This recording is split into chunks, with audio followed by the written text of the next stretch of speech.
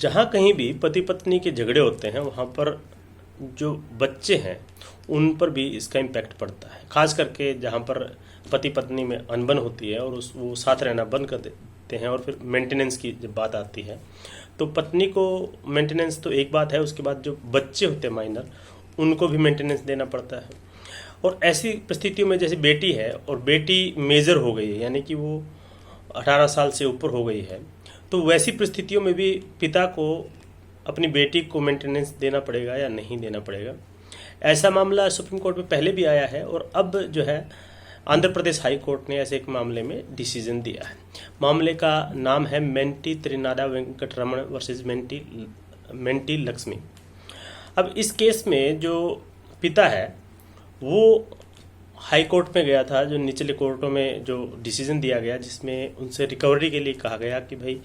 जो है 11 महीने का जो मेंटेनेंस बेटी को दिया जाना चाहिए वो बाप ने नहीं दिया था और उसी के खिलाफ जो है बाप जो है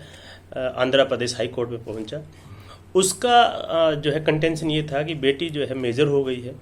वो अब जवान हो गई है और मेजोरिटी के चलते अब उसका जो है मेंटेनेंस नहीं बनता है लीगली, इसलिए जो निचले कोर्ट के द्वारा जो डिसीजन दिया गया है वो गलत है। इस मामले में जो है आंध्र प्रदेश हाई कोर्ट ने सुप्रीम कोर्ट के 2 जजमेंट्स की बात की। पहली जो जजमेंट है उसका नाम है जगदीश जुगतावत वर्सेस मंजूलता का केस। ये सुप्रीम कोर्ट का 3 जजेस की बेंच का केस था और इसमें जो जजमेंट दी गई थी उसमें सुप्रीम कोर्ट ने ये कहा कि जो क्रिमिनल प्रोसीजर कोड के सेक्शन 125 में जो मेंटेनेंस से संबंधित है उसमें तो मजिस्ट्रेट जो है नहीं दे सकता है। जब बेटी जैसे मेजर हो गई तो उसके बाद जो है उसमें बेटी का अधिकार नहीं बनता है, लेकिन Hindu adoption and maintenance act है उसको और सीआरपीसी को एक साथ पढ़ा जाए तो उसके हिसाब से बेटी को मेजर होने के बाद भी अगर वो अपने आप को मेंटेन नहीं कर पा रही है, वो नहीं कमाती है, तो ऐसी परिस्थितियों में बाप को अपनी बेटी को मेंटेनेंस देनी पड़ेगी। इसके अलावा जो है एक दूसरा जजमेंट 2020 में सुप्रीम कोर्ट की 3 जजों की बेंच ने दिया था जिसका नाम है अभिलाषा वर्सेस प्रकाश का जजमेंट। इस मामले में जो है सुप्रीम कोर्ट ने वही बात कही थी जो जगदीश जुगतावत वर्सेस मंजूलता के केस में थी, लेकिन इसमें ये कहा था कि जो फैमिली कोर्ट तो ये डिसाइड कर सकता है, लेकिन मजिस्ट्रेट के पास ये पावर नहीं है अंडर सेक्शन 125 ऑफ सीआरपीसी कि वो ऐसे मामलों में जो है मेंटेनेंस का कोई भी ऑर्डर करे। इस मामले में यानी कि जो मेंटी का जो मामला है, जो करंट जो जजमेंट की बात मैं जिसकी कर रहा हूँ आंध्र प्रदेश हाई कोर्ट की, इस मामले में ऑनरेबल जो जज हैं उन्होंने कहा कि इसमें ये भी हो सकता है कि जो सीआरपीसी का 125 along with domestic violence act 2005 है, अगर इसकी बात करें तो बाप और बेटी का रिश्ता भी डोमेस्टिक रिलेशंस है और कंसेंग्यूनिटी के चलते ये भी एडमिटेड बात है इस केस में कि वो बाप बेटी हैं। इसलिए ऐसे मामलों में भी जहाँ पर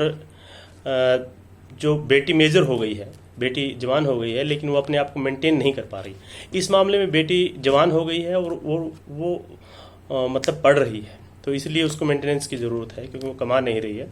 तो इस मामले में जो आंध्र प्रदेश हाई कोर्ट ने कहा कि जो लड़की है वो सीआरपीसी के तहत, सीआरपीसी की धारा 125 और उसको अगर डोमेस्टिक वायलेंस एक्ट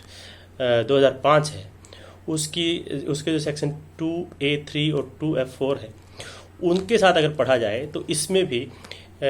पिता को अपनी बेटी को मेंटेन करने का एक उसके ऊपर दायित्व है और उस मामले में मजिस्ट्रेट इस ऐसे मामलों में जो है अप्रोप्रिएट ऑर्डर कर सकता है। और इस मामले में कोर्ट ने माना है कि आंध्र प्रदेश हाई कोर्ट ने माना है कि जो निचले कोर्ट यानी ट्रायल कोर्ट और उसके बाद जो अपील में जो डिसीजन हुआ है वो सही है, यानी कि बेटी अगर कमा नहीं रही है, भले ही वो मेजर हो गई हो, उसे मेंटेनेंस बाप के द्वारा दी जानी चाहिए। ये अकेले सीआरपीसी की धारा 125 के तहत तो नहीं हो सकता, लेकिन 125 को अगर डोमेस्टिक वायलेंस एक्ट की